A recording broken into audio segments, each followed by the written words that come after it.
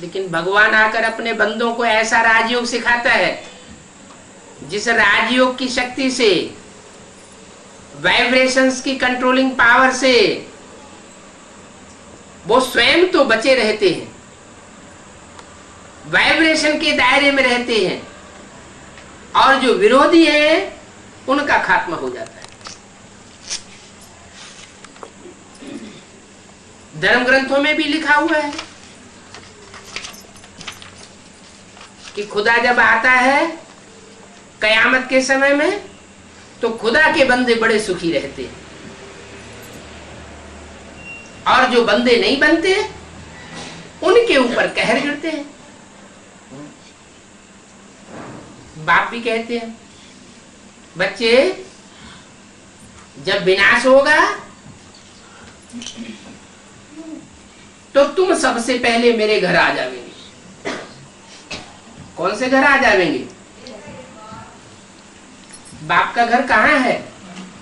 सुखधाम में है या शांति धाम में है? शांति धाम में। शांति धाम में है। तो ये दुनिया का विनाश होने से पहले ही हम शांति धाम में चले जाएंगे क्या?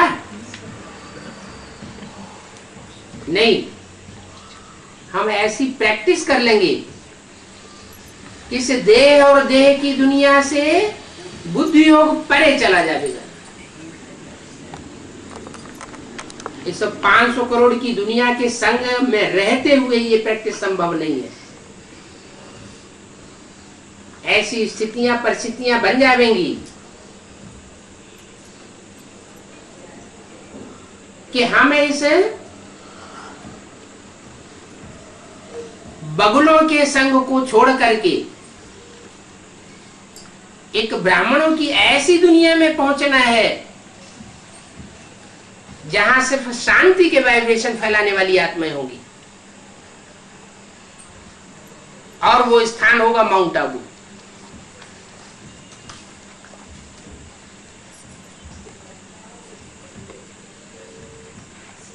जहां के लिए बोला है कि तुम बच्चे परम धाम को इस सृष्टि पर उतार लेंगे। माने परम धाम में जो वाइब्रेशन है शांति का,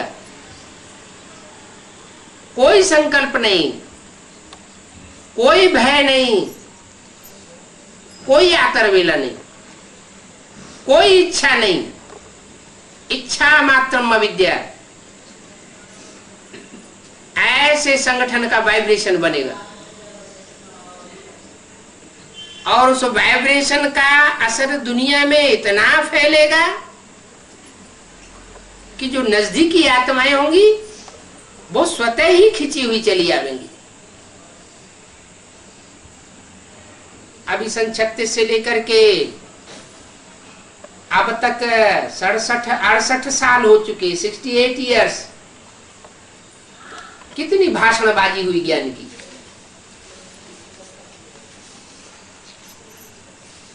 दुनिया में ज्ञान का कोई असर हुआ? हुआ क्या? लौकिकता बढ़ रही है या घट रही है?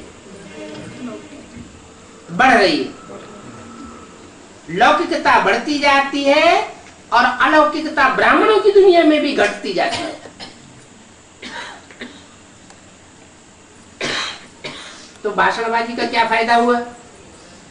भाषणबाजी तो बड़े बड़े गुरु लोग भी करते रहे, धर्म पिताएं करते रहे, दुनिया नीचे गिरती रही। हम ब्राह्मणों ने भी अब तक यही शूटिंग की है।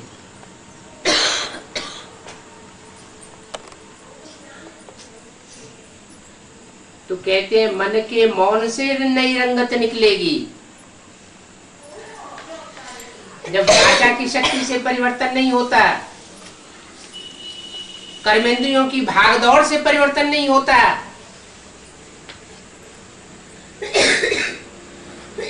तो मनसा की पावर से परिवर्तन हो जाता है। और वो मनसा की एकाग्रता की पावर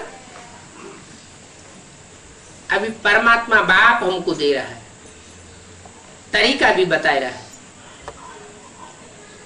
अभ्यास करो।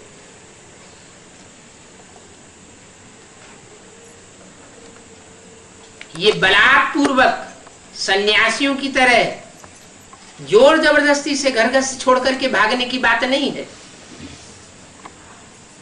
घर गृहस्थ में रहना है। जैसे पांडव भी घर गृहस्थ में रह करके युद्ध किया, उन्होंने तो हिंसक युद्ध दिखाई दिया है। वास्तव में हिंसक युद्ध की बात नहीं है, ये तो सत्य असत्य का अहिंसक युद्ध है। जो युद्ध हमें लड़ते रहना है। अपने अंदर भी जानते हैं कि हम कितना सच्चाई पर चल रहे हैं, कितने झूठे पर चल रहे हैं। हर मनुष्य के अंदर, हर आत्मा के अंदर अपने पूर्व जन्मों का हिसाब किताब दुष्ट संकल्पों के रूप में और सत संकल्पों के रूप में चलता रहता है। दुष्ट वाइब्रेशन भी आते हैं और सत्य वाइब्रेशन भी आते हैं। अच्छे संस्कार भी आते हैं, उदय होते हैं, और बुरे संस्कार भी उदय होते हैं। एक बार मन करता है बुराई का साथ दें, दूसरी बार मन करता है नहीं, सच्चाई का साथ दें।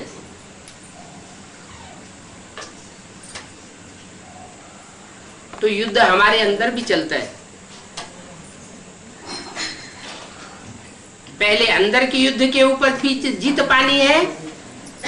जब अंदर से आत्मा कंफर्म हो जाए, दृढ़ता को प्राप्त कर ले कि यही सत्य है,